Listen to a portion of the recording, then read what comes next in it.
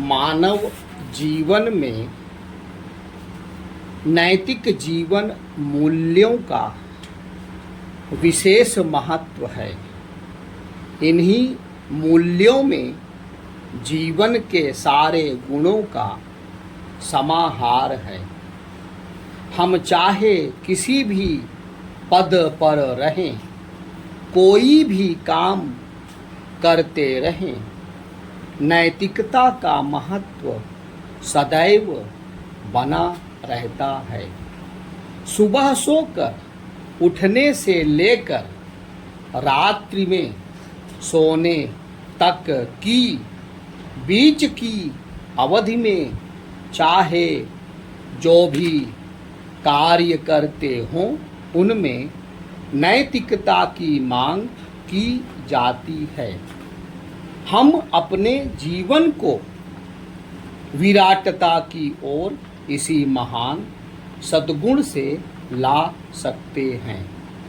नैतिकता का पाठ बचपन से ही पढ़ाया जाता रहा है, ताकि बालक अपने बचपन से ही अच्छा व्यवहार करना और अच्छी कार्यशैली अपनाना सीख सके। नैतिकता का पाठ अच्छी तरह पढ़ लेने वाला आदमी कभी समाज में दुखी और अपमानित नहीं रह सकता। वह सही तरीके से जीवन जीने के लिए सीख लेता है, कभी किसी की डांट नहीं सुनता। नैतिकता हमें अनुशासन का पाठ भी सिखलाती है। बच्चों में यह आदत डाल देने से वे प्रारंभ से ही अच्छे गुणों के आदी बन जाते हैं। उन्हें बार बार कहने सुनने की जरूरत नहीं रहती। नैतिकता का गुण अपनाने वाला व्यक्ति आत्मविश्वास से भरा होता है। वह कभी किसी से नहीं डरता, ना कभी किसी कार्य में हिचकिचाहट ही महसूस करता है। ऐसा व्यक्ति सत्य, दया, क्षमा, करुणा आदि गुणों को अपना लेता है। वह व्यक्ति अपने मालिक का विश्वासी भी बन जाता है। इसलिए यह बहुत जरूरी है कि हम अपने जीवन को यदि उन्नत बनाना चाहते हैं, तो हमें नैतिक जीवन मूल्यों को अपनाना ही होगा। नैतिकता का पाठ अपने बाल्यकाल से ही महात्मा गांधी, सरदार वल्लभ भाई पटेल, सुभाष चंद्र बोस, पंडित जवाहरलाल नेहरू, डॉक्टर राजेंद्र प्रसाद, डॉक्टर सर्वपल्ली राधाकृष्णन, लाल बहादुर शास्त्री आदि ने सीखा था। इसीलिए वे निरंतर उच्च शिखर पर चढ़ते चले गए। पीछे मुड़कर उन्होंने कभी नहीं देखा। वस्तुतः आज इन्हीं गुणों से सीख लेने की आवश्यकता है, तभी हम भी महान बन सकेंगे। महापुरुषों की प्रेरणा का महत्व कभी समाप्त नहीं होता। एक अच्छा समाज महापुरुषों की प्रेरणा के आधार पर ही आगे बढ़ता है।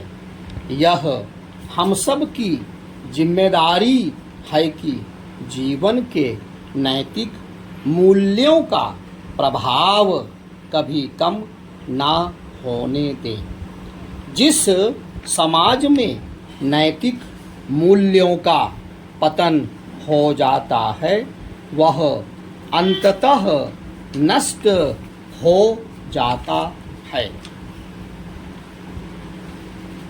यदि कोई बच्चा नर्सरी से अपनी पढ़ाई शुरू कर निरंतर प्रयास से लंबे समय बाद ऊंचे दर्जे को भी पार कर शोध और अनुसंधान का कार्य करता है, वैसे ही हम एक लंबी प्रतीक्षा के बाद विभिन्न योनियों में भटकते भटकते मनुष्य की श्रेणी में पहुँचते हैं। बड़ी प्रतीक्षा और तपस्या के बाद यह मनुष्य शरीर प्राप्त हो सका है। अगले जन्म में आप फिर मनुष्य के रूप में ही जन्म लेंगे, इस बात की गारंटी किसी के हाथ में नहीं है। जैसे कंप्यूटर के बाहरी आवरण के नष्ट होने पर भी उसका हार्ड डिस्क सभी आंकड़ों को सुरक्षित रखता है, वैसे ही हमारा सूक्ष्म शरीर है। यह भी हमारे पूर्व कर्मों का लेखा जोखा रखता है और यही सूक्ष्म शरीर हमारे नए जन्म को संचालित करता है।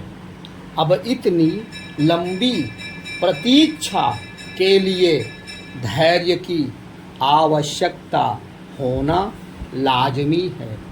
आज के वैज्ञानिकों का भी मानना है कि चाहत और मानसिक ऊर्जा के बगैर हमें किसी चीज़ की प्राप्ति नहीं हो सकती।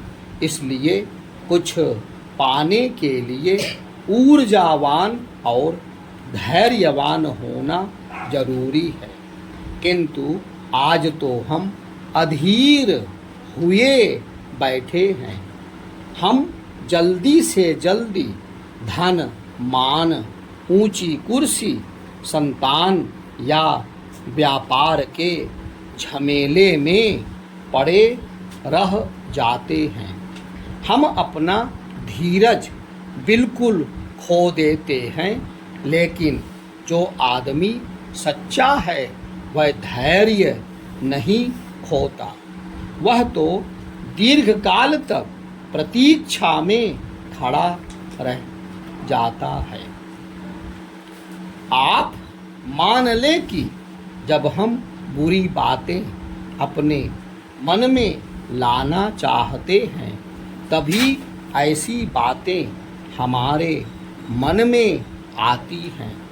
आप सत्संग में बैठते हैं और मन में विकारों को भरे रहते हैं तो यहाँ भी अपना रोजगार शुरू कर देते हैं। यहाँ भी मन दुर्व्यसनों से बाज नहीं आता है। ऐसे में परमात्मा अगले 100 जन्मों में भी मिलने वाला नहीं है। वहीं दूसरी ओर यदि मन शांत है, यदि भीतर सुविचार भरे पड़े हैं तो जान लें कि वह परमात्मा अंदर ही आपको बैठा हुआ मिलेगा।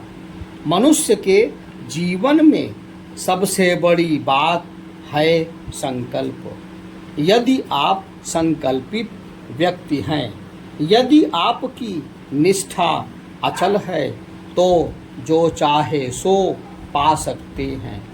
धन, वैभव, सुख, समृद्धि आपको बड़ी आसानी से उपलब्ध हो सकती है।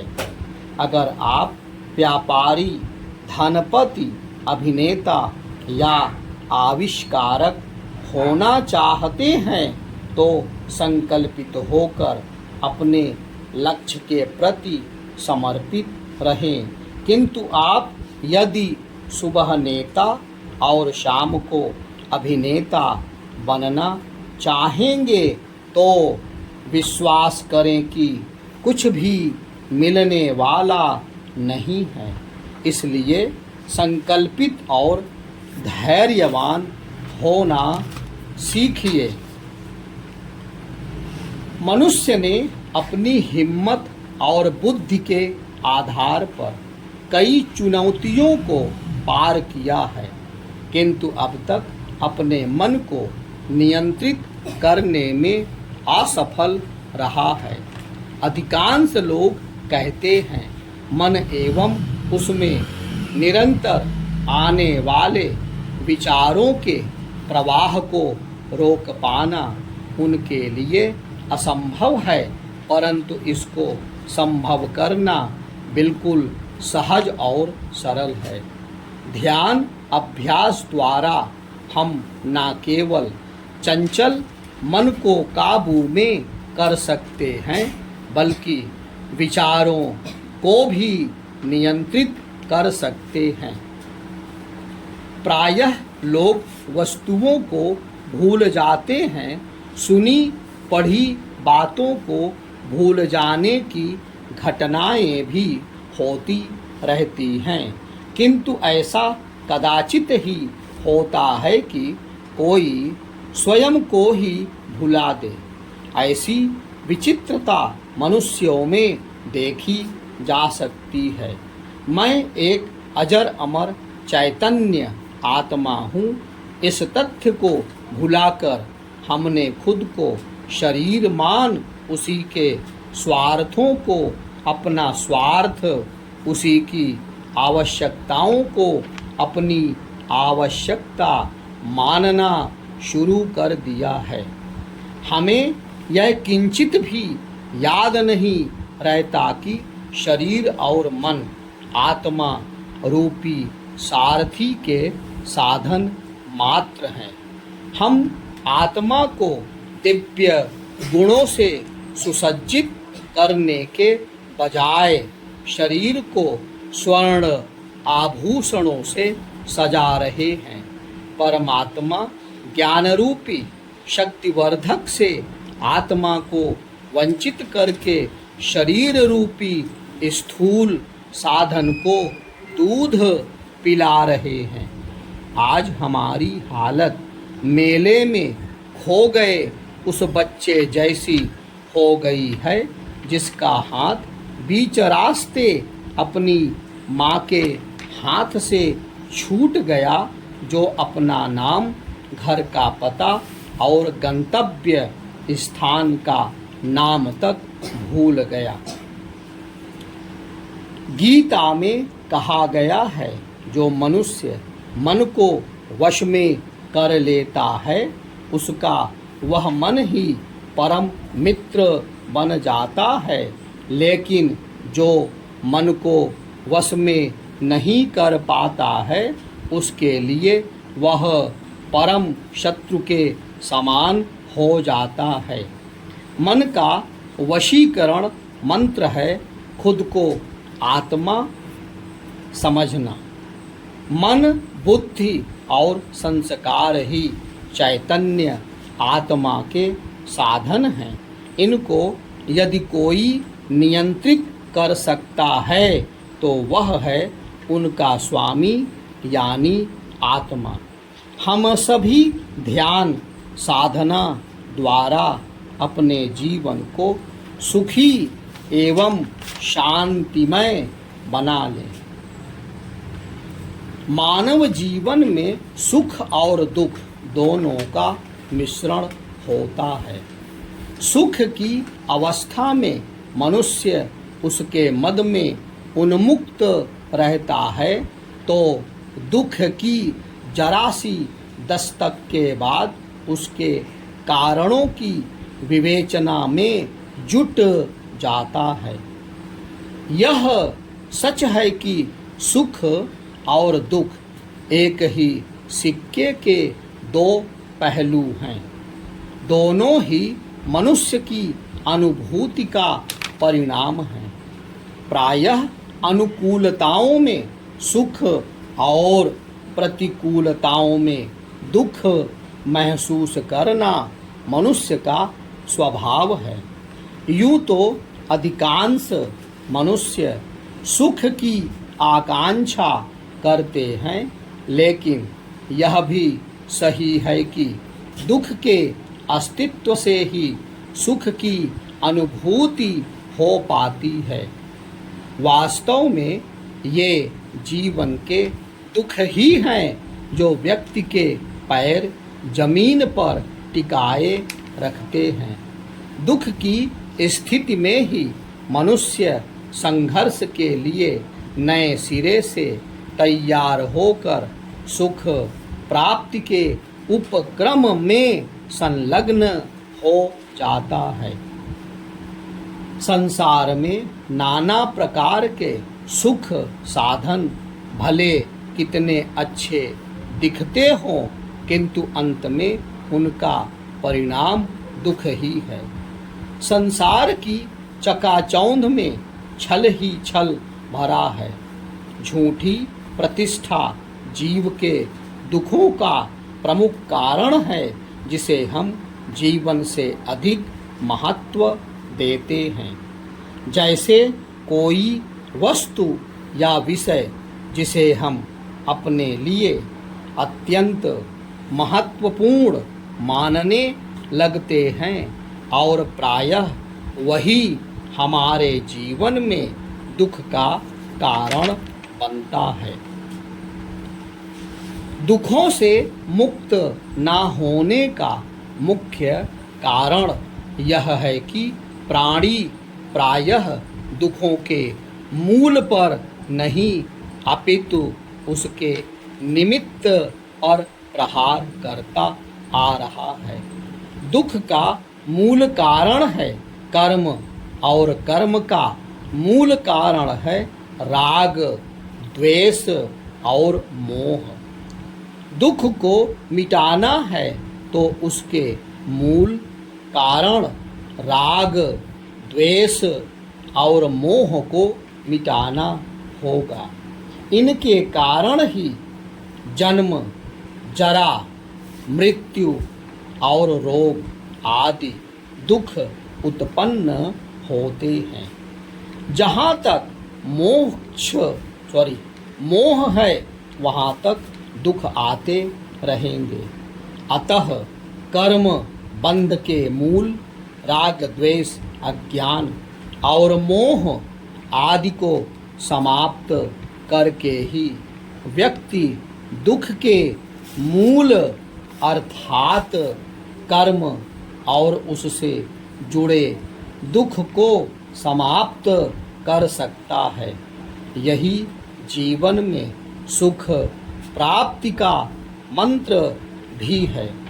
इस मंत्र को आत्मसात करते हुए हम जीवन को परम आनंद की अनुभूति करा सकते